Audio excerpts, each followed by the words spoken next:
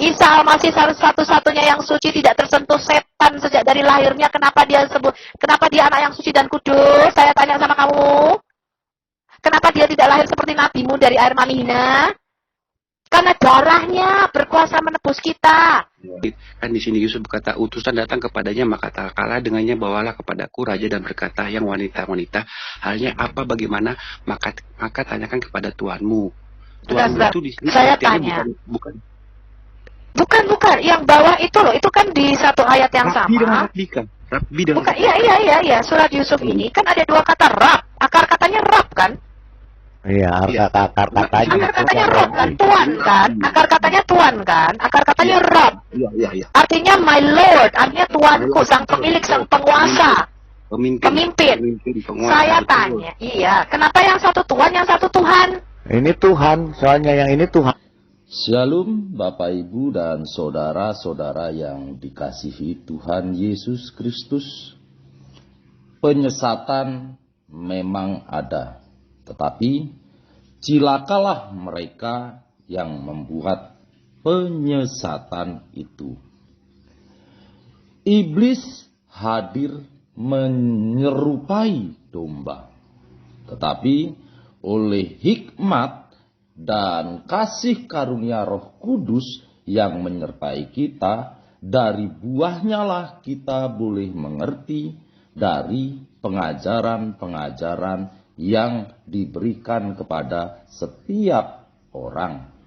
Untuk itu Bapak Ibu dan Saudara yang dikasihi Tuhan Yesus Kristus, channel Hati yang Gembira hadir untuk menyangkal dusta, menyampaikan kebenaran, agar kebenaran itu semua orang boleh menerima dan semua orang boleh menerima keselamatan.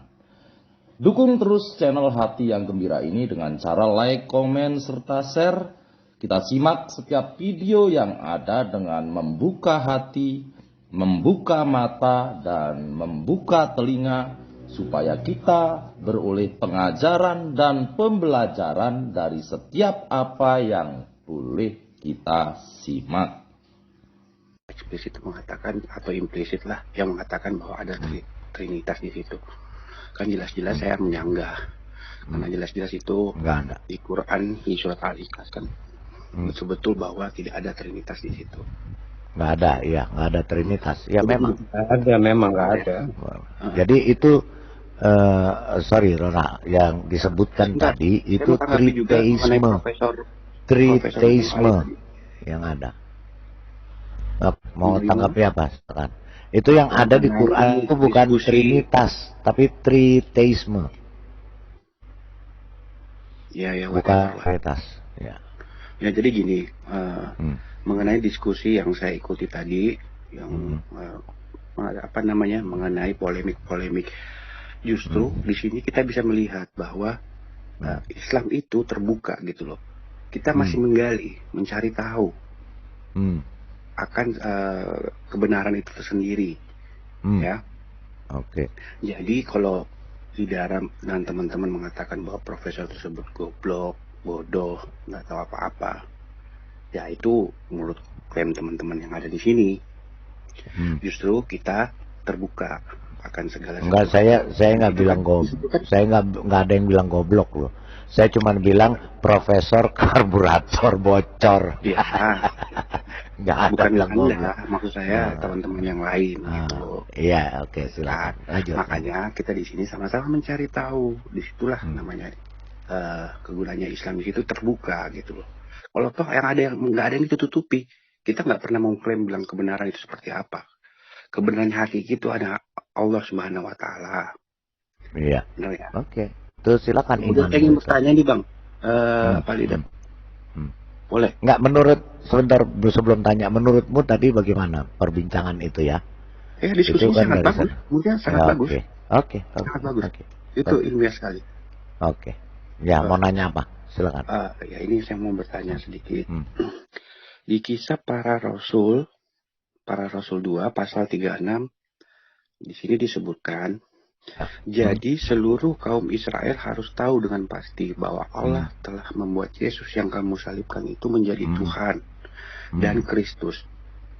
Oke? Oleh karena itu biarlah semua orang Israel tahu dengan pasti bahwa Allah telah menjadikannya Tuhan dan Kristus. Inilah Yesus yang telah kamu salibkan. Boleh saya bertanya sedikit ya, Bang? Artinya Boleh. gitu. Tadi berapa Di Matius sini berapa? kalimatnya mengatakan bahwa Berapa? Enggak tadi Kisah Rasul berapa? 236 Pak. Kisah Saya Rasul jawab 2 dalam video 6 seri. Apa artinya Allah menjadikan Yesus sebagai Tuhan dan Kristus? Nah, Tapi kalau silakan. saya ingin tanya, Allah dan Apa? Tuhan itu menurut teman-teman kan banyak polemik juga yang mengatakan Allah itu Pak Didara kasih duit saya sama Ibu Sophie. Iya, sebentar Pak Westerling, biar Bu Sofi nanti. Lanjut, dia mau nanya apa? Rola, silakan. Suaramu kencengan dikit dong, suaranya kayak bisik-bisik, jadi nggak kedengeran. Dia mau tanya Allah sama Tuhan itu ada bedanya apa enggak? Oh gitu. gitu loh. Pertanyaannya gitu. Gitu. Pertama Ya itu, iyalah. pertama itu. Kok belum pertama. kita udah tahu pertanyaanmu? Oke, satu. Terus apa lagi? Yang kedua, dari kalimat ini berarti ada dua oknum, ya. Menurutmu? Ya, oke. Ya, menurut saya ada dua oknum di sini. Oke. Nah, di antara dua oknum ini ada yang memberi, ada yang menerima, ya. Ya, terus lanjut. Nah, Lanjut. Intinya, kalau menurut saya pribadi, mengapa teman-teman di Kristen ini memfokuskan kepada oknum kedua? Ya, mungkin di sini disebut Yesus Kristus. Kenapa kenapa teman-teman Kristen itu memfokuskan kepada Yesus yang sebagai Allah dan Tuhan itu sendiri begitu? Sedangkan Yesus sendiri kan selama kita tahu kehidupannya di dunia kan dia itu seorang utusan, ya entahlah mau dikatakan Tuhan, ya teman-teman Kristen punya pendapat sendiri nggak apa-apa. Cuma yang saya maksud, kenapa kita teman-teman Kristen nggak fokus langsung ke Bapa begitu? Oke. Kenapa Pertanyaannya harus itu ya. Iya, Pertanyaan itu. Itu yang kedua. Oke, terus. Oke, terima kasih. Jangan banyak-banyak. Oke. Iya, dua aja. Oke ya. Oke. Silakan Bu Sofi dijelaskan, Bu. Kak, saya tanya dulu ini orang kepercayaannya apa? Islam, Bu, dia Muslim. Dia sering masuk sini kok diskusi. Oh, yang Sering penting kok, di yang WAFM penting juga saya sering berdiskusi. Iya, di WAFM dia baik kok, baik aja, jangan, yang penting diskusi yang baik. Silakan, Bu Sofi. Oke, saya kasih tahu Anda, kalau Anda menanyakan Allah sama Tuhan itu jelas berbeda, Pak. Allah itu hakikat esensinya. Allah itu bicara jenis makhluknya, ilahi. Ya, makanya Yesus itu mempunyai dua hakikat yang kita sebut dengan dua. Jangan dipotong dulu ya kalau saya jelasin. Sebentar, dengerin aja dulu, nanti baru kamu dengerin aja dulu. Oke, siap. Dengerin, ya. Oke, ya. Silakan. Ilahi, bahkan malaikat di dalam Alkitab itu disebut para Allah. Kalau kamu nggak percaya, baca Mazmur 8. Itu baru saja saya jelaskan di dalam channel saya Al-Hayat Apologetika. Kamu cari judulnya, baru kemarin itu saya kasih pengajarannya. Videonya 3 jam 50 menit. Ya, kamu lihat di situ saya jelaskan arti kata Allah di dalam Alkitab. Nah, semua makhluk roh, ya, semua roh-roh teritorial, para berhala itu disebut Allah, jenis makhluknya Elohim. Allah yang disembah oleh orang Israel yang bernama Yod-Heh-Vav-Heh atau Yahweh itu juga jenisnya Allah. Di dalam Alkitab disebut Yahweh Elohim atau Tuhan Allah di dalam Alkitab bahasa Indonesia. Yesus itu punya dua natur, dua kodrat. Dia punya dua jenis. Dia ilahi sekaligus insani. Di mana kealahan Yesus atau keilahian Yesus? Keilahian Yesus itu berhubungan dengan asal atau originnya sebagai sang firman Allah yang monogenes. Kamu baca Yohanes 1 ayat 14, Yohanes 1 ayat 14. Yesus itu disebut monogenes para patos.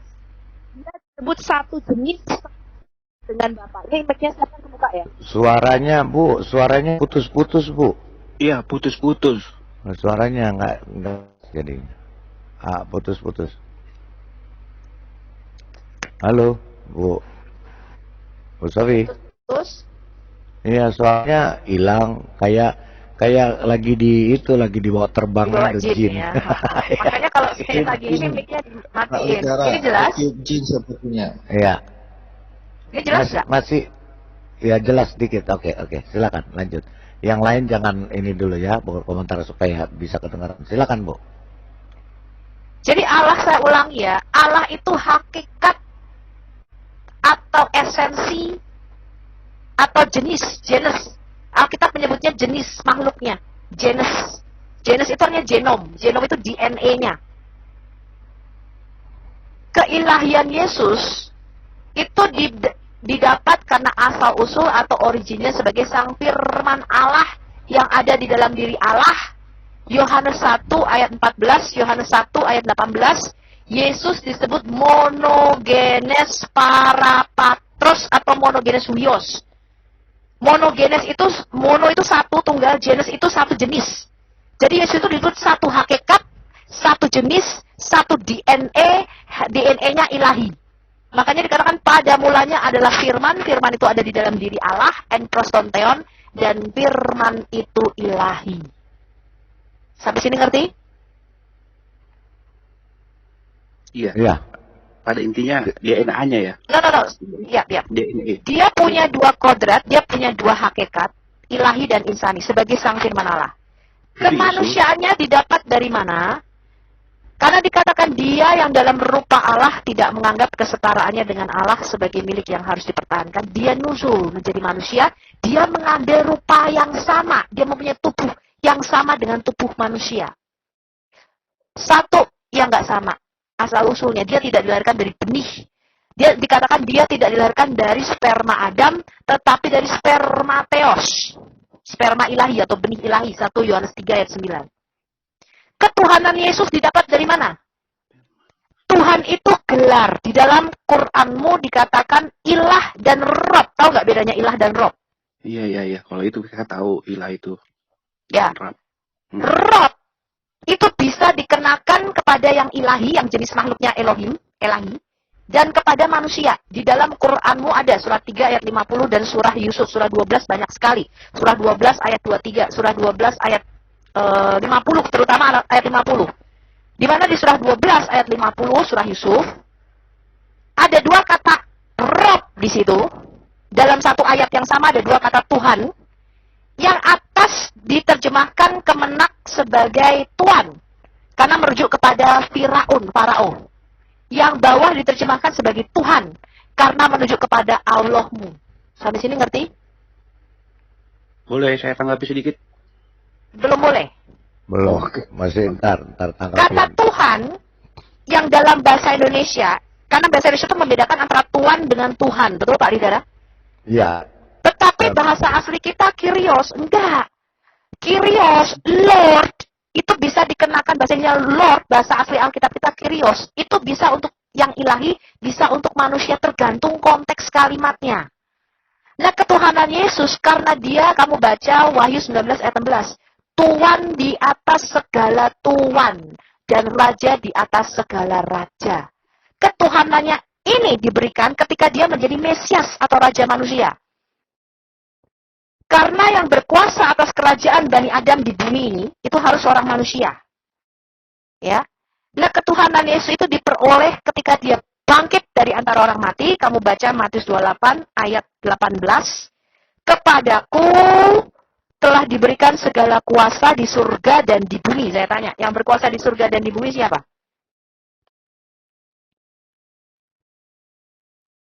Nek tanya malah menang. Iya.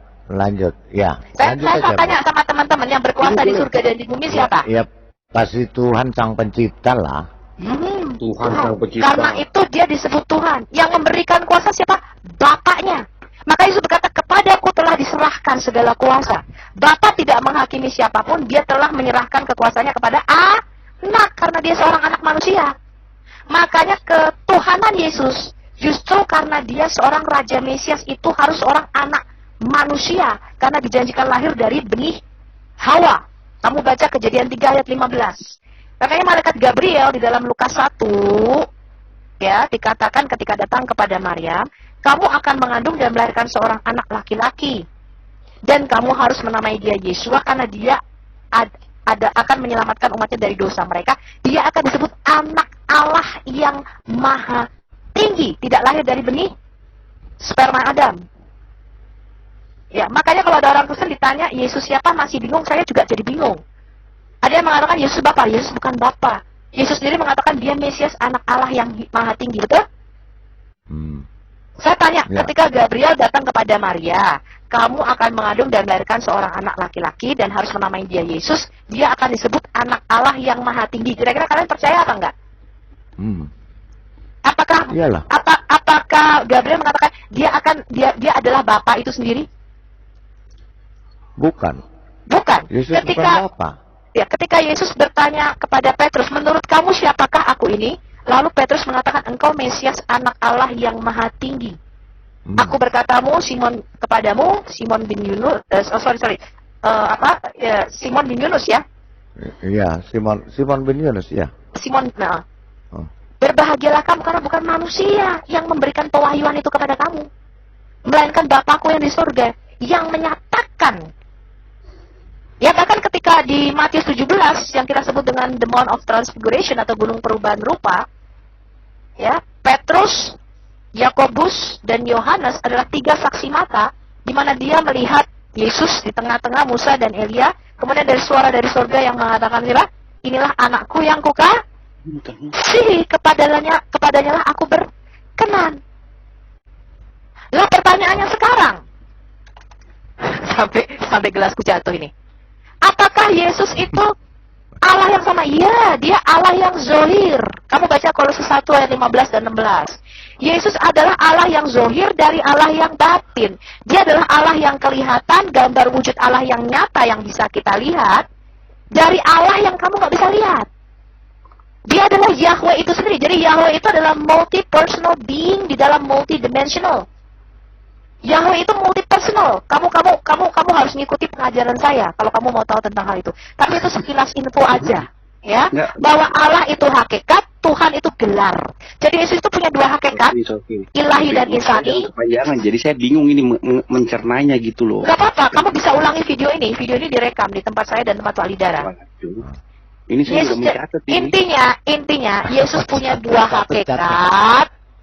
Kita ini hakikatnya manusia. Yesus itu punya 2 hakikat, ilahi dan insani. Gelarnya satu, yaitu Tuhan. Di Bible nggak ada. Di Bible nggak ada katakan Yesus itu Duinatur. Nggak ada. Gimana caranya ini? Apa? Kenapa?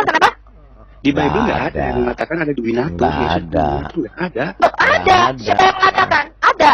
Yesus merefer dirinya sebagai sang anak Allah dan sang anak manusia.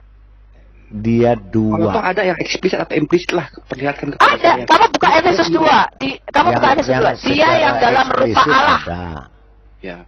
Loh, ini masih konteks pertanyaan pertama ya. Ini masih konteks pertanyaan. Begini Pak Rola. Istilah itu dibuat untuk memudahkan kita. Saya tanya sama kamu, istilah tauhid di dalam Quran di ayat berapa? Tauhid. Kata tauhid itu tauhid. Penyatuan atau penggabungan. Tauhid itu artinya disatukan, digabungkan atau diikat jadi satu atau united. Saya tanya, kata penggabungan para Allah atau tauhid di dalam Quranmu ayat berapa saya tanya? Ada di tauhid dan apa kalimatnya itu, cuman intinya kalau tauhid ya Enggak. No. Saya tanya, kata tauhid di dalam Quranmu ayat berapa? Ada. Kalimat Arabnya itu tauhid dan mana ayat berapa? Enggak, saya nggak tanya kalimat Arab. Saya tanya di Quranmu, kata tauhid ada. itu di mana? Di ayat berapa? Ayat berapa kita buka sama-sama? Di Jangan dulu, ini kan surah apa? konteks pertanyaan saya pertama tadi, jangan dibalik bertanya dulu dong. Kamu kan mengatakan kata Duinatur. Sebentar, kamu mengatakan kata 2 kodrat ganda nggak ada. Ada. Pindahin dulu di konteks pertanyaan saya Ini. Oke. Tadi sudah sebentar Bu Sofi. Tadi udah dijelaskan bahwa Yesus itu punya 2 kodrat. Oke lah, kalau memang ada atau 2 natur. Saya juga nggak bisa. Ya tadi sebentar Rora.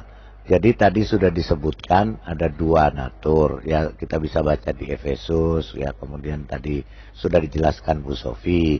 Nah, punya natur manusia dan punya natur ilahi. Makanya disebut Tuhan. Dia disebut Tuhan sebagai natur manusianya. Ya dia natur ilahinya Tuhan karena konteks dari bahasa Indonesia kita lihat tadi Bu Sofi sudah jelaskan dari konteksnya. Seperti kata kurios sebentar. Iya, kurios itu. Kan itu sering itu saya katakan.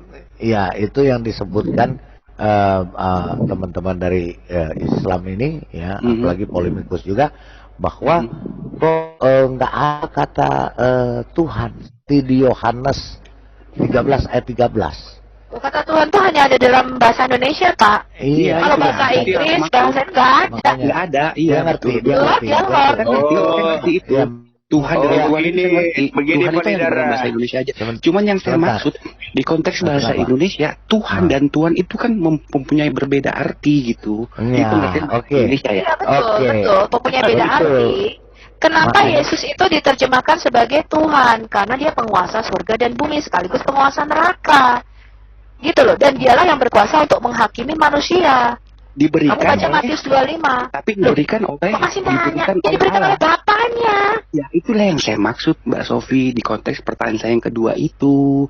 Makanya yang pertama tadi kita jelasin dulu. Oke, yang pertama sudah selesai belum? Enggak, kamu jangan yang kedua dulu. Yang pertama ini kamu sudah jelas belum bedanya Allah dan Tuhan? Itu kan saya punya videonya, kamu tinggal Iya, lihat. iya. Saya sudah mulai Jelas paham. ya. Hanya saja begini. Di pengertian kita di bahasa Indonesia, Tuhan dan Tuhan itu berbeda. Betul nggak? Iya. Kan berbeda Oh, tuh. iya, sekarang oke, Pak Lidara bisa buka Qur'ano.com, itu yang terjemahan kata per kata, surah Yusuf, surah 12 ayat 50. Sebentar. Quran.com ya. Pakai yang Qur'ano, Pak. Yang Qur'ano, ini saya kasih linknya ya. Qurano, ya kasih linknya di private ya saya. Jadi saya nggak buka. Ntar ya Roland ya. Jadi intinya Siap. ya, sabar ya, tenang ya. Oke. Santai aja, udah habis makan kan? Kalau diskusi begini, cuman teman-teman saya ini bukan apologet ya. Saya ini hanya Iya, paham. Kita Pak buka Qur'ano.com, surah Saya Yusuf. paham ente, tenang aja. Oke. Nggak apa-apa kita diskusi. Kalau kayak kalau begini demen gue, jangan datang langsung nembak kayak si Lidara juga yang suka gitu. Itu kan buka kayak si sorry Rola, kayak si siapa tuh namanya tuh yang siapa Triunir masuk. Kalau yang lain iya datang selengean gitu loh. Ya kalau datang enak. Mau sama dengan ini Pak Yamin ini mau cari tahu tuh. Mau cari tahu. Sama dengan Pak Yamin. Pak Yamin. Oke. Ya. Bu, oke Qur'ano nih yang ini ya. Oke, sebentar ya Rola. Pak Lidara. Pak Rola tetap cuma berbeda persepsi Pak. Pak Rola kan menganggap Yesus itu utusan. Nah, Iya, sebentar Pak. Satu-satu Pak. Sebentar. Satu-satu Pak ya. Oke. Ini Qur'ano ini ya. Bu. Ini kan? Qur'ano. Ini Qur'ano. Ini saya gedein dulu deh. Ini kan? Ini saya jelaskan sama kamu bisa jelaskan nggak kenapa Kemenak menerjemahkan dua kata roh ini berbeda, yang satu Tuhan, yang satu Tuhan? Kalau kamu bisa jelaskan. Ini surah berapa? Pak? Surah Yusuf, surah 12. Bentar ya, saya Surah cari. 12. Ini saya buka dulu. Ayat 50 ya, bedanya Tuhan dan Tuhan nih. Saya punya video. Saya udah bikin itu Pak, saya udah tahu. Saya bikin 6 seri tuh, apa artinya Allah menjadikan Yesus sebagai Tuhan dan Kristus. Nah, kan videonya Bu Sofi dia kesini kan. jadi mesti jelasin lagi dah. Oke, surah 12. Pak Roland beruntung berarti ada gurunya ini nih, gurunya langsung yang ngajarin nih Pak Roland. 50 ya? 50 atau berapa? 50 benar. Iya, betul. Oke, ini ya. Oke, kita lihat di sini. Nah, ini.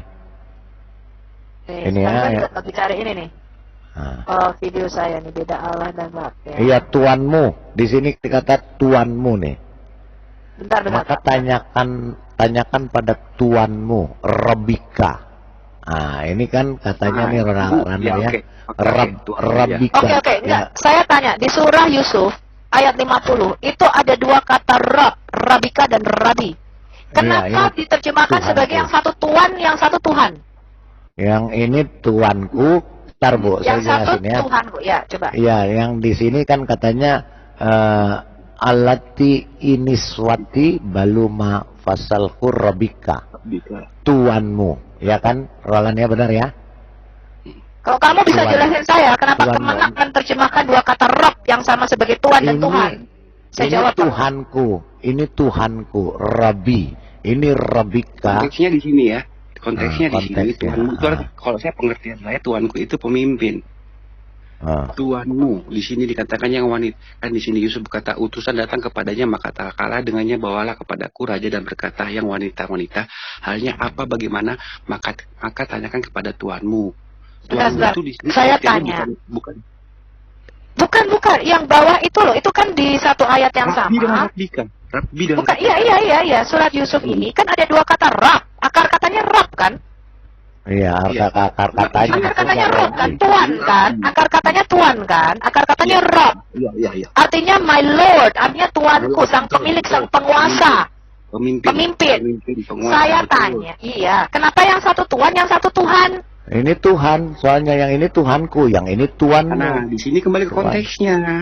Ya sudah, Nah, makanya itu tadi aku sama. ngomong, kenapa Yesus Tuhan, Kyrios di situ? Karena dia penguasa surga dan bumi, bukan Tuhan takur atau Tuhan tanah, Rola. Aduh. Benar. Berarti kita sama-sama ketemu di sini. Ketemu. Iya, di oke, ketemu. persepsinya. Jadi Makanya kalau lu kagak ngotot jadi ketemu, kalau lu ngotot tidak ketemu. Ketemu maksud saya gitu. Nah, Oke, itu jadi ketemunya sebentar, Rola. Jadi ketemunya bahwa harus dilihat konteksnya. Yesus sebagai Tuhan, dia konteksnya dalam manusia, dia sebagai dunia. Tuhan dalam Di dunia. konteksnya ilahi. Ya, iya di dunia sama-sama. Dia ilahi sebagai Tuhan karena dia punya sifat kealahan atau ketuhanan atau keilahiannya, makanya dia disebut Tuhan. Seperti tadi dikatakan Rabbi. Tuhanku. Nah, tapi sebagai konteks dia manusia dalam kemanusiaan dan dagingnya yang bisa sakit, yang bisa makan ikan goreng, itu dia disebut Tuhan. Oke, paham ya? Jadi sudah selesai. Yang kedua, apa tadi yang kedua, Ronald? Tadi pertanyaan saya yang kedua. Maksud saya, kan teman-teman kita udah sama persepsi ya tadi ya. Di Ya, pertanyaan. kenapa nggak langsung gitu? Kenapa? Ya itu yang saya maksud. Kenapa nggak langsung kepada YHWH? Kenapa Nggak mesti bisa. Bapak? nggak bisa. Yesus berkata, Nggak bisa. tanpa melalui aku, tanpa melalui Allah yang kelihatan, Allah yang zahir, kamu tidak bisa mencapai Allah yang batin. Benar, Yesus mengatakan, akulah satu-satunya jalan kamu mengenal Bapa. Iya. Dia jalan kan, bukan tujuan. Loh, dia jalan sekaligus tujuan, makanya dia Yotevave. Coba buka Yesaya 40 ayat 3. Mazmur 40 ayat 3. Kenapa? Tapi kan Mazmur di 40 ayat sini 3. kan dikatakan, tadi kan Mbak Yesaya, Sofi Yesaya, ngomongnya kan Yesaya 40 begini. ayat Ntar Rola, kita lihat. Tidak Iya, sama iya, iya. dengan Yesus Ya. pada saat dia di dunia. Gitu Enggak, kan. ini. Soalnya nanti saya maksudnya begini loh. Kan ada yang memberi kuasa. Kalau toh Roland, statusmu ini hanya bertanya. Tidak usah kau mengambil kesimpulan. Enggak Ini apa-apa, jadi dia ini pertanyaan dia itu ya. maksudnya Jangan sebentar, ambil kesimpulan ya. itu sebentar, Pak Westerling, sebentar. Jadi dia enak bertanya, diskusi. kenapa? Kan dia bertanya, memang mereka bingungnya gitu. Kenapa kita nggak langsung Oke. kepada Bapa? Oke. Harus melalui Yesus. Nah, ini yang harus Oke, dijelaskan. Silakan, Mbak. Saya jawab secara singkat ya. Silakan. Ya, silakan singkat aja.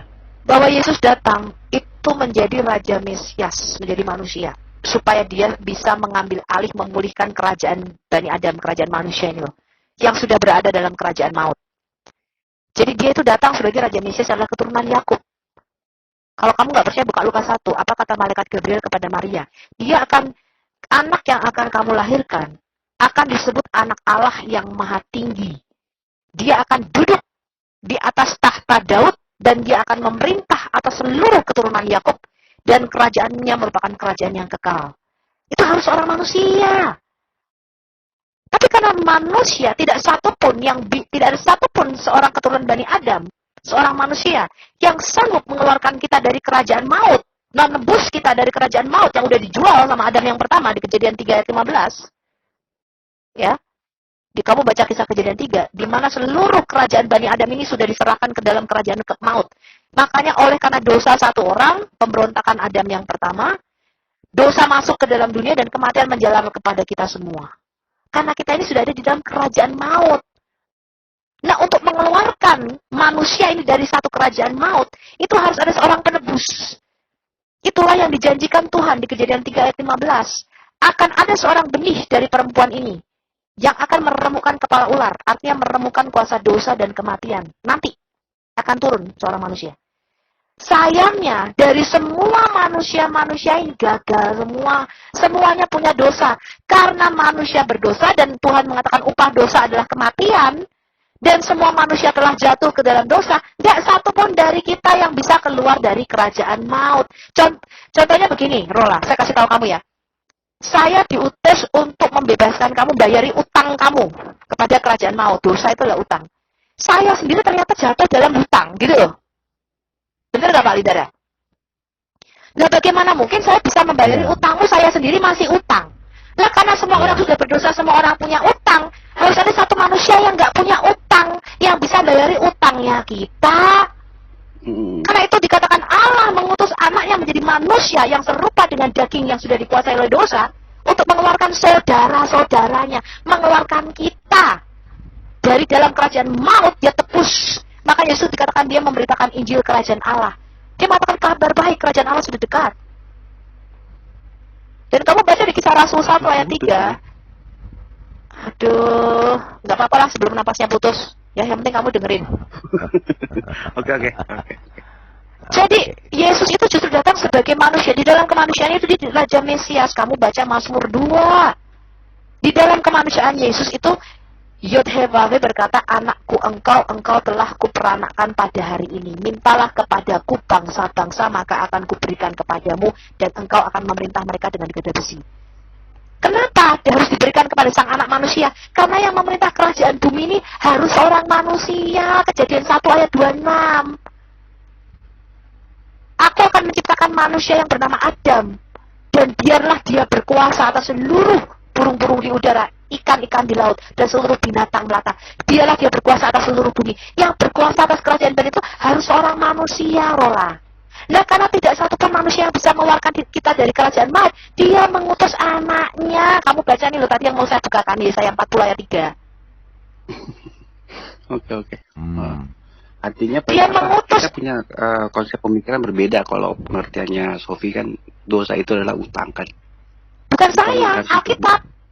Bukan, itu bukan pengertian saya. Kamu baca Matius 18. Kamu baca Matius 18. Yesus berkata, ketika Petrus mengatakan berapa kali aku harus mengampuni orang, apakah 7 kali? Yesus kata 70 kali 7. Kemudian Yesus bercerita begini, ada seorang yang berhutang kepada raja. Utangnya itu berapa dinar ya? Gede pokoknya utangnya kalau dihitung itu triliunan. Dia nggak sanggup bayar. Itu artinya dosa. Ketika dia nggak sanggup bayar, raja ini yang adalah presentasi dari Allah yang Maha Tinggi, dia ampuni. Dia bilang, oke lah kamu harusnya dijual, kamu istrimu sama anak-anakmu kamu dijual. Kamu baca Matius 18. Ya, kamu baca Matius 18. Konsep dosa itu adalah hutang. Kemudian dia pergi kepada temannya yang punya hutang cuma beberapa dinar aja. Dia mau cekek temannya, dia mau masukkan dalam penjara.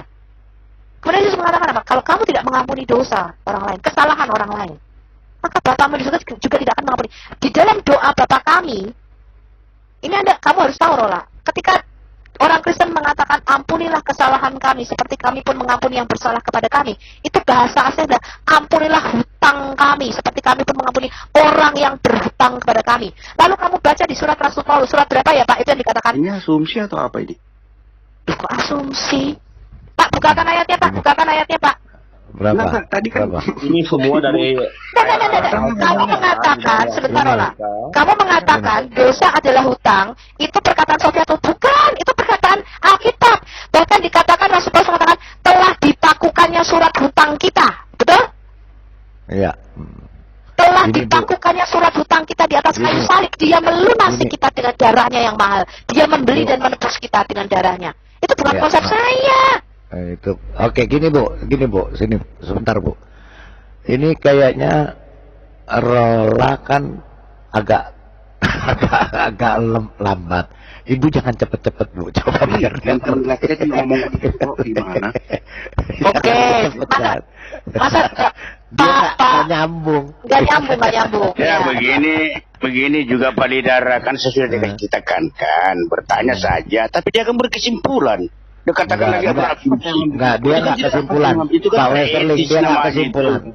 Enggak. Itu menurut pendapatnya dia itu biar saja. Yang penting kita jelaskan dengan benar. Iya, Tadi Bu Sofi jelaskan dengan benar. Oke, saya tanya ke Pak Lidara. Kecepatan Bu, kecepatan dia, jadi dia nggak nyambung. Aduh, ya nggak nyambung ya. Dulu undangannya siapa? Madia. Boleh saya tambahin sedikit? Oke, sebentar Pak, satu-satu Pak, biar nggak kacau. Dia satu, dia kan lagi bertanya, jadi kita jawab yang benar. Dia soal mau terima atau tidak, dia punya pandangan sendiri, ya itu silakan, itu ininya dia. Yang penting kita jelaskan. Silakan Bu Sofi, pelan-pelan. Iya. Bu. Oke, kamu catat Matius 18. Tuh, Catat ini, baca catatan nggak? Udah baik loh aku.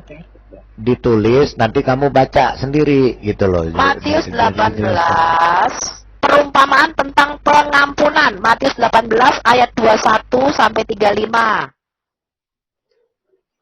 Catat. Oke, Ya. lanjut. Berapa ayatnya? Aduh, Matius 18 ayat 21 Ayat 21 sampai dengan 35. sampai 35. Kemudian Matius 6 dalam doa Bapa kami. Panjang juga ya. Emang mau kitab tuh lebih panjang daripada Quranmu. Udahlah. Matius 6 hal berdoa. Matius 6 ayat 5 sampai 15.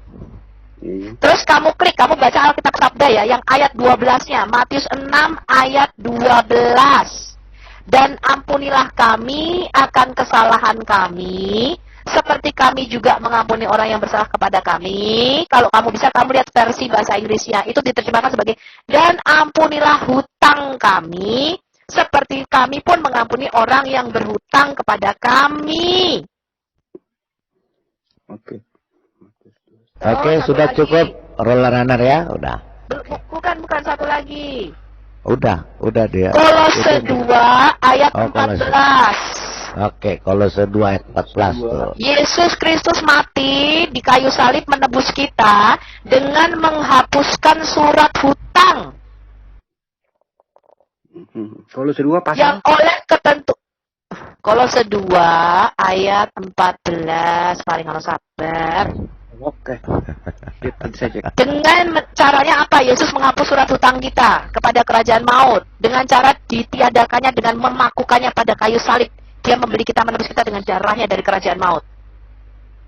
Allah Bapa bukan manusia, dia roh, tidak punya darah, rek. Dia harus menebus kita dengan darah. Ya, kamu baca perjanjian lama. Dosa itu hanya bisa dihapus dengan darah. Kamu baca Imamat 17 ayat 11. Ya, tanpa penumpahan darah tidak ada penebusan dosa. Dan darah yang ditumpahkan harus darahnya orang yang tidak punya hutang, alias suci, kudus, gak punya dosa.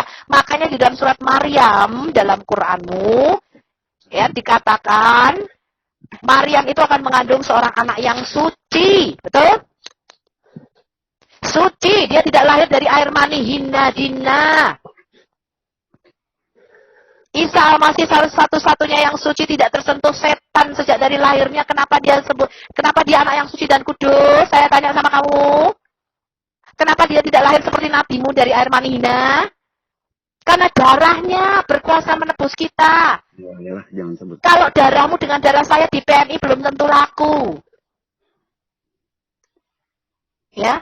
Maka Yesus berkata, inilah darahku yang ditumpahkan bagimu dan bagi banyak orang demi penebusan dosa. Kenapa darahnya kudus? Karena spermanya bukan dari sperma Adam. Bayi itu di dalam kandungan hanya mendapatkan makanan dari plasenta ibunya, tapi darah diperoleh dari ayah.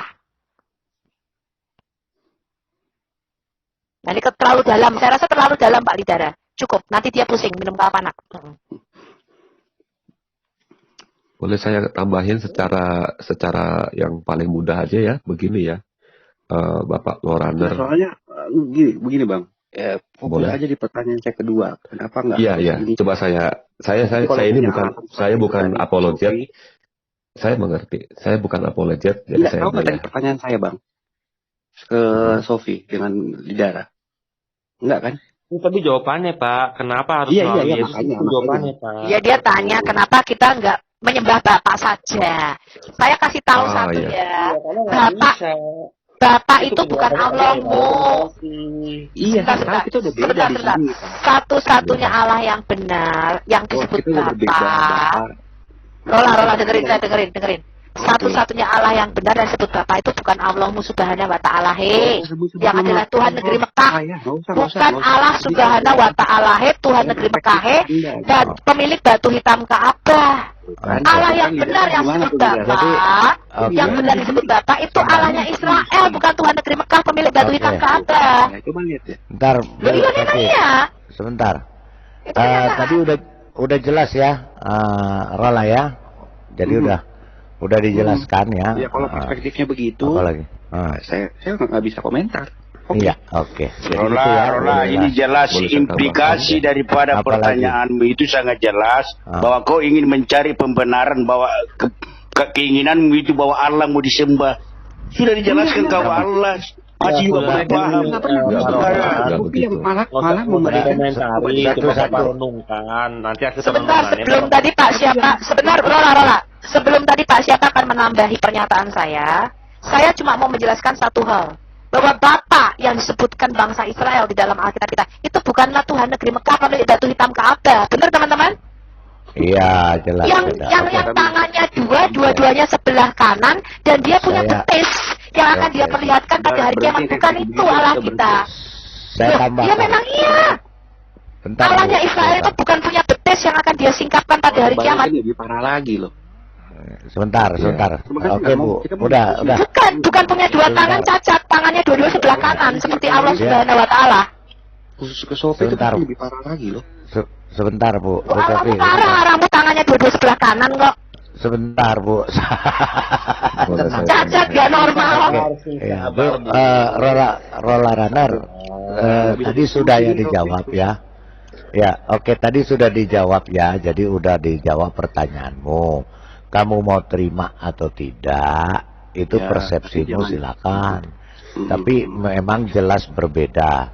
Gini loh maksud saya, Rola ya. Tuhan kita itu yang disebut di dalam Alkitab, di dalam Tanakh ya, Torah, Nevim, Ketuvim, itu disebut dengan YHWH, Tetragrammaton, 4 huruf suci. Oleh orang Ibrani tidak berani disebutkan nama itu. Mereka menyebut Adonai. Nah, ketika diterjemahkan ke bahasa Indonesia itu menjadi Allah, bukan, menjadi Tuhan. Tuhan huruf kapital semua. Harus itu ya WH aja. Gitu. Ya, enggak. Karena kalau dipakai YHWH, orang Indonesia nggak bakal kenal. Nah, kalau berbicara ke situ, Rola, panjang lagi. Nanti akan berbicara kepada tekstual tentang penterjemahan. Gitu loh. Kenapa pakai kata Allah? Karena dulu di Indonesia itu sudah dikenal nama Allah. Nah, penerjemahannya dulu orang-orang Kristen itu minta penerjemahan dari Belanda itu, Bible dari Belanda ke ulama. Enggak ada Bible Belanda, Jerman. Rola Runner, dengar dulu. Kalau itu berbicara nanti saya buka sejarahnya. Jadi waktu itu memang penterjemahan itu di Indonesia belum ada yang bisa. Kebetulan yang bisa menerjemahkan bukan yang menerjemahkan seseorang, bukan ulama, seorang penterjemah namanya Abdul Qadir Munsi. Bukan ulama, Iya, itu orang Malaysia. Ulama, dulu belum ada ulama juga. Ya tahun 18-an.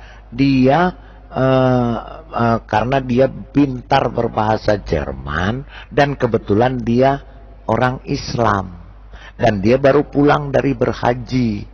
Nah, ketika ditanyakan padanan katanya apa sih kalau God? Karena yang terjemahkan itu Alkitab bahasa Jerman. Nah, tulisannya bahasa Jerman itu adalah GOTT. Itu namanya merujuk kepada Elohim dalam YHWH dalam bahasa Ibraninya. Makanya ditanya, apa sih yang cocok kalau GOT ini di dalam bahasa Indonesia? Nah, yang menerjemahkan Abdul Qadir Munsi, dia ingatkan Allah. Nah, dia terjemahkan Allah. Nah, si orang-orang Jerman itu nggak ngerti, ya manggut aja, ikut. Nah, itu akhirnya berjalan. Pada akhirnya, pada periode bahasa sudah mulai kenal dan banyak orang sudah terpelajar, sekian berapa pada tahun 1900-an. Nah, itu mulai orang mulai penterjemahan diperbaiki, tapi itu pun masih pakai bahasa ejaan lama. Nanti saya kasih tunjuk kamu Alkitab ejaan lama, termasuk Al-Quran juga masih pakai ejaan lama terjemahannya. Maksud saya gini loh, Pak Lida. Ini kan sudah sekian ratus tahun nih. Bible kan suka direvisi. Maksud saya itu yang benar-benar yang benar-benar yang direvisi itu terjemahannya, yang direvisi terjemahannya maksud saya. Sama aja seperti memasuki dari mendatangi menjadi memasuki. Ini parola ini banca ini banyak memang ini. Sebentar Pak, sebentar. Enggak apa-apa Pak, enggak apa-apa. Kenapa terus selama masih baik-baik enggak apa-apa. Kecuali kalau dia teriak-teriak atau dia ini. Silakan. Boleh saya jawab Pak? Enggak, maksud saya setelah sekian ratus tahun ini kan ini kan kadang-kadang terakhir yang saya dengar katanya udah direvisi lagi, mau mengubah kata Allah. Enggak akan. Kata Allah gini, Allah, kan ini berhubungan dengan kata Allah kan, maksud kamu kan? Itu kan mau diganti semua. Tujuannya gini, sebentar. Tujuannya kan kamu kata Allah kan, betul kan? Saya udah tahu. Yang paling prinsip aja lah. Iya, kata Allah juga bukan punya Arab. Harusnya Arab juga harus ganti. Gimana? Ya, kata Allah itu dari ilah bahasa Aramaik. Enggak. Dari ilah bahasa Aramaik. Enggak, itu kata Allah itu di dalam sebentar lah ya. Saya akan buka. Enggak, saya buka buktinya. Kata Allah di dalam kitabmu itu dari bahasa Nabatean sama bahasa Berber. Jadi kalau kamu mau minta ganti, karena Malaysia sudah tahun berapa di persidangan itu seluruh Islam Malaysia itu demo untuk ganti kata Allah, tetap aja kalah. Nggak bisa. Karena kata Allah itu bukan punya kalian, bukan punya Islam. Saya akan tunjukkan bahwa sebenarnya Al-Quran juga mencuri kata Allah dari bahasa lain. Harusnya Al-Quran juga ganti. Kalau mau, kita sama-sama, kamu ajuin ke Departemen Agama, kata Allah di Al-Quran diganti. Bahasa Arab. Rola. Bahasa Arab. Iya, itu kata Allah itu bukan bahasa Arab. Bahasa Aramaiknya tuh ilaha. Ya. Jadi kamu minta ganti Qurannya pakai bahasa Arab dong, masa pakai bahasa Aramaik? Enggak. Jadi Ibu Sophie. Enggak, ilah bukan Tuhan. Tuhan itu Roh. Kamu mau taruhan sama saya berapa? Kalau Tuhan itu Roh.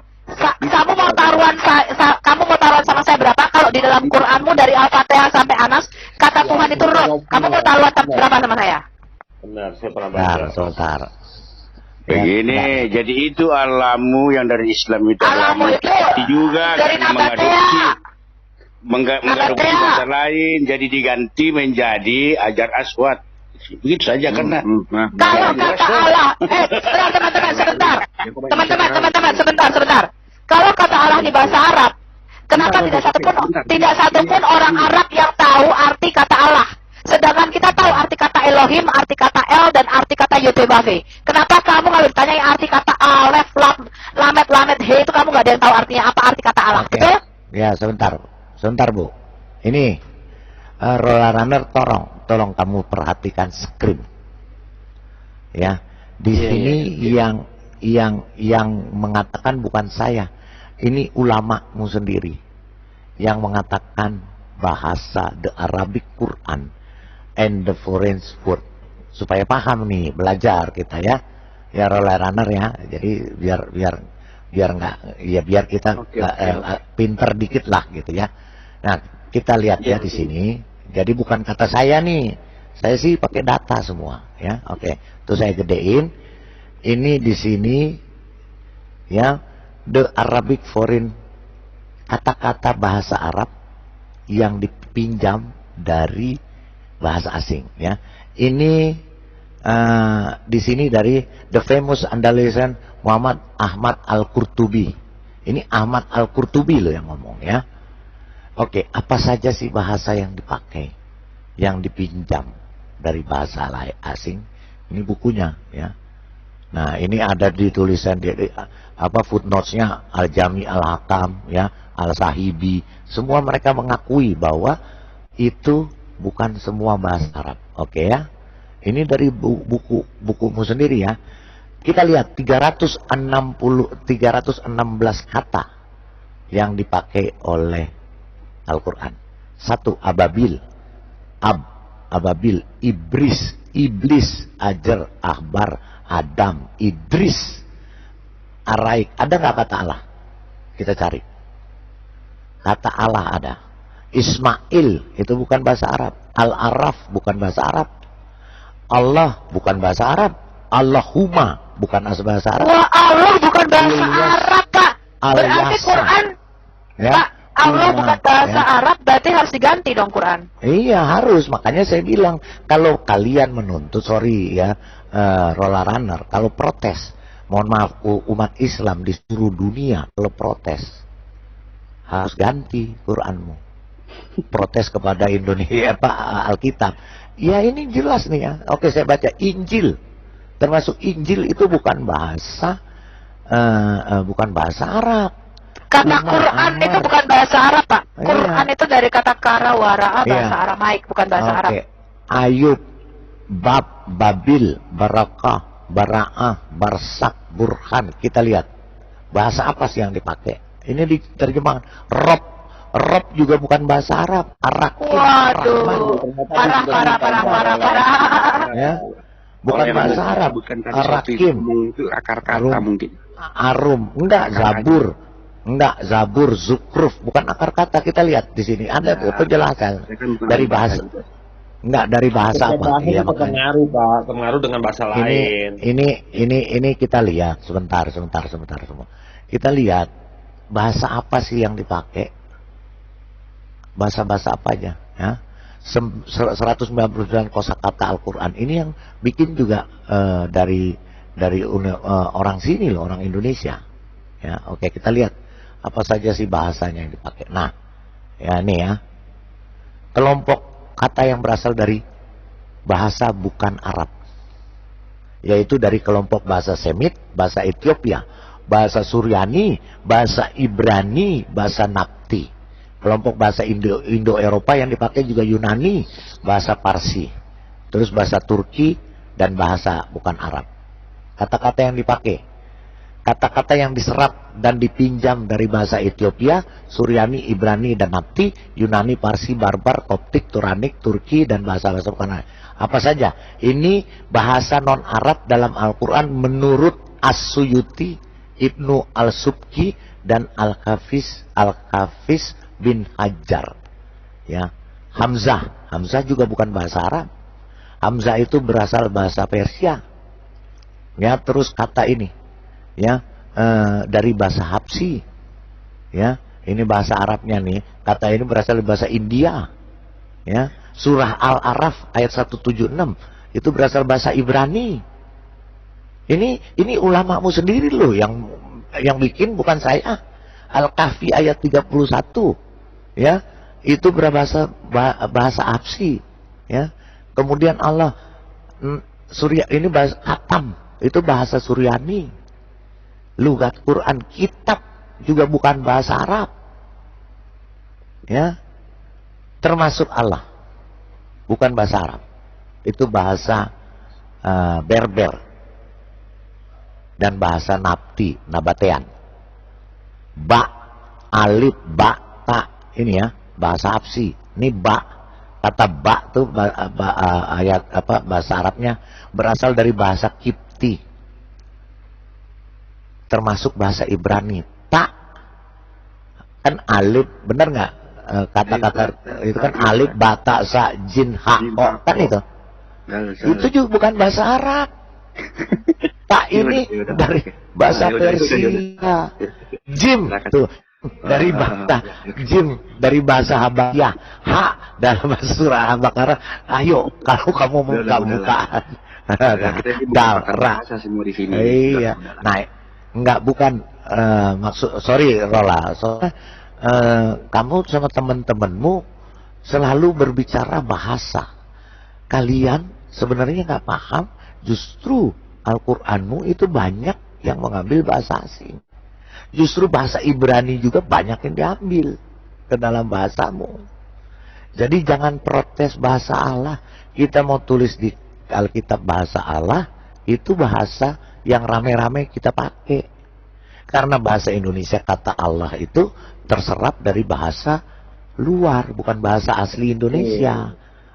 Allah juga bukan bahasa asli Arab. Jadi maksud saya gini, kalau sama-sama nyolong, jangan maling teriak maling gitu. Marilah kita gunakan bersama-sama gitu loh. Gitu. Jangan protes gitu. Jadi Oke, kalau mereka mengatakan orang Kristen bani tar, kalau Islam bani apa? Bani nyolong.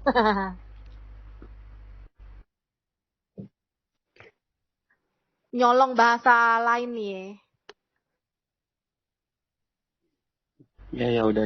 Oke, yang penting 2 pertanyaan tadi sudah terjawab. Ya, kalau boleh saya tambahkan tadi yang dari pertanyaan kedua tadi kan, kenapa harus lewat Yesus? Jadi begini Pak Loraner. Bukan lewat Yesus, kenapa nggak langsung ke Bapak saja? Kenapa nggak langsung Bapak? Jadi begini. Tapi kenapa teman-teman Kristen ini malah berdoa ke Yesus? Begitu. Ya, baik saya jawab ya. Yang paling gampang. Kita sama gitu loh. Perspektif kita sama sebenarnya. Cuman hanya saja, perspektif kita itu dalam memandang agama itu sama sebenarnya. Hanya saja mungkin di teman-teman Kristen hanya memfokuskan kepada Yesus ini yang seorang utusan dan juga Tuhan. Sama, kamu juga nggak bisa kalah tanpa Muhammad. Ya, sama. Jadi begini ya. Muhammad. Begini ya saya jawab ya. Singkat aja saya jawab ya. Nabi Muhammad itu aja. Begini ya saya jawab ya. Hampir sama lah. Cuma bedanya itu tadi teman-teman Kristen lebih memfokuskan ke Yesusnya untuk disembah gitu. Ya, jadi begini. Ya, jadi begini Pak. Saya jawab 5 menit ya. Ya, 5 menit ya. Terserah mau terima apa tidak, 5 menit saya kasih. Jadi begini ya. Jadi waktu Adam itu berdosa, ya. Dulu sebelum berdosa, Adam itu dan Tuhan itu berbicara langsung. Sudah paham di situ? Ya, Adam dan Bapa itu langsung berbicara. Dan pada saat dia turun ke bawah, berjalan-jalan di tengah Taman Eden itu, itulah Yesus itu. Dia berjalan-jalan tuh langsung dia bertemu, bertatap muka. Kenapa? Berjalan-jalan maksudnya Bang, sorry saya potong. Berjalan-jalan ini dalam pengertian saya ya. Ini Bapak ya. Tapi tadi Abang bilang Yesus. Yesus kan belum ada di situ. Oh, Yesus sudah ada. Jadi begini, coba saya jelaskan. 5 menit saja ya. Oke. Ya, 5 menit. Ya, 5 menit ya saya katakan. Jadi begini ya. Jadi Bapa itu ada di surga.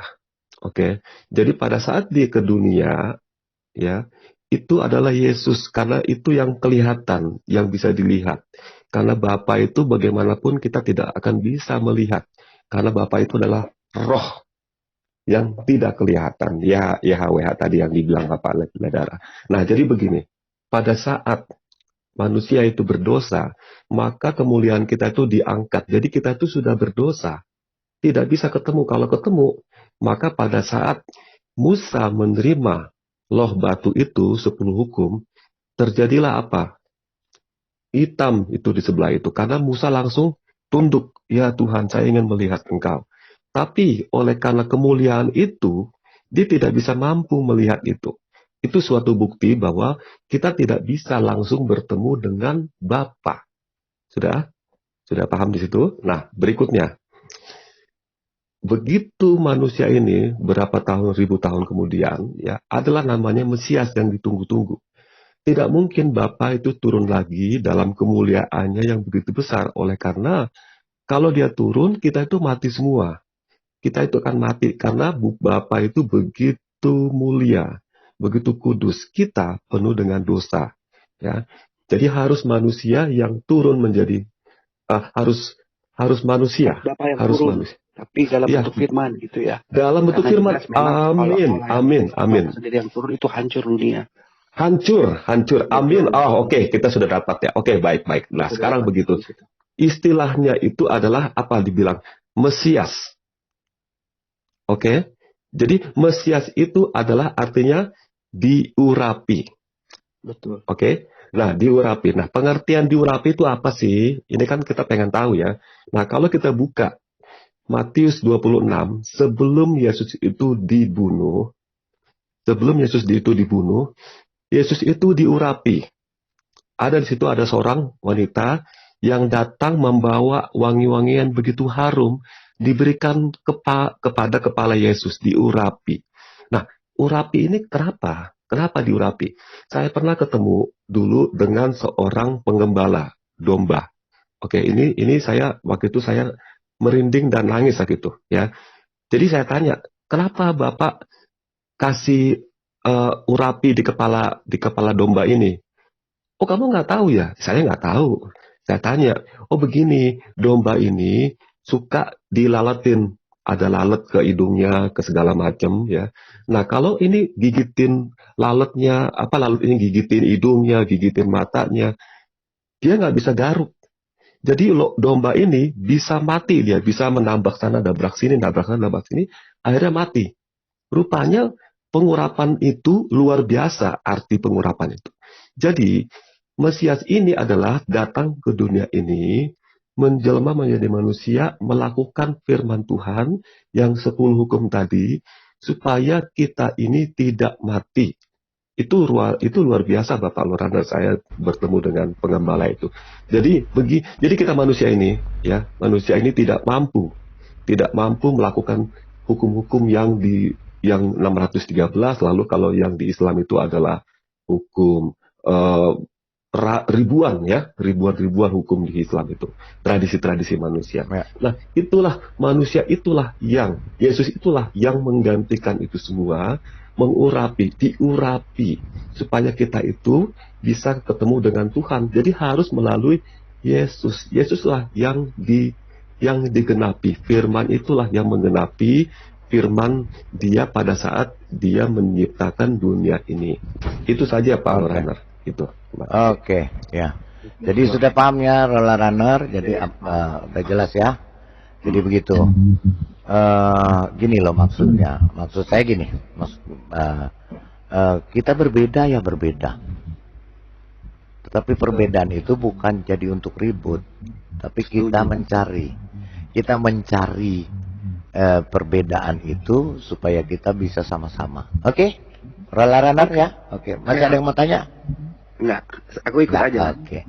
Oke, siap ya. Ini kebenaran ada Oke, Roller. Ini kebenaran ada saudara kita nih dari Muslim ya. Brother, No Islam Today. Saya mau tanya dia tentang kita, I want to ask you about the Kitabul Masahif, you know. Kitabul Masahif. Yeah. This book. Okay. Moment, please. Okay. Okay. This Kitabul Masahif. This one. You can translate. Okay. First, this is Kitabul Masahif. Masahif means it is the plural form of Mushaf. Mushaf, yes. Meaning the different versions of book. The different versions of book. Okay. Kitabul Talif, the writer, Abi Bakar Abdullah bin Abi Dawud Sulaiman. Bu Sofi. Mushaf. Bu Sofi. Ya, Bu Sofi. Musahif means books. Kenapa Pak? Tolong translatein Bu. Ini Kitabul Masahif nih bagus ini supaya kita tahu nih ya. Kitabul Masahif ini yang yang dikatakan tadi mushaf yang ada. Nah, yang ada, yes, singular mushaf. Ya, oke. Yes. The Abu Dawud, written by Abu Dawud. No, yeah. Kitabul Musahif, meaning the book of Musahif, meaning book of books. If we go translation. Okay. Talib, Abu Bakr, okay. Abi Bakrin Abdullah bin Abi Dawud Sulaiman bin Al-Ash'as As-Sajjasa Jiramul. Yeah, that's Abu Dawud. Abu Dawud's book. Yeah, Yes. the meaning Abu Dawud. Yeah. I want to know the content. Okay. The mention. Nah, this content. Okay. Okay. I already this book. Okay. And we already discussed about the book of this. Okay. They're basically like primary Musaf, right? Like 13 of the primary Musaf. They say like it was with Aisha, with Hafsa, Abu Bakar. And Yes, Hafsa Quran, Aisha Quran, so many. They were burnt and only one left. Ya, jadi These are about the... Ya, intinya daripada Kitabul Masahif ini adalah bahwa bukan hanya satu mushaf Quran, tapi ada beberapa mushaf. Dia merujuk sekitar mungkin kalau nggak salah ya 13 mushaf primer. Itu yang dipegang Aisyah dan Hafsa. Kemudian ada mushaf-mushaf sekunder yang salinannya. Nah, sayangnya semuanya itu sudah nggak ada. Ya, dan dia tuh Kitabul Masahif Ibn Abi Dawud ini dia menyatakan ada perbedaan-perbedaan di dalam penulisan-penulisan mushaf itu dijelaskan secara rinci, Pak. Gitu. Jadi gitu ada ya? beberapa ayat yang Saya ucapkan terima kasih telah menonton video ini sampai habis. Dukung terus channel Hati yang Gembira dengan cara like, komen, dan subscribe. Tuhan Yesus Kristus memberkati kita semua. Amin.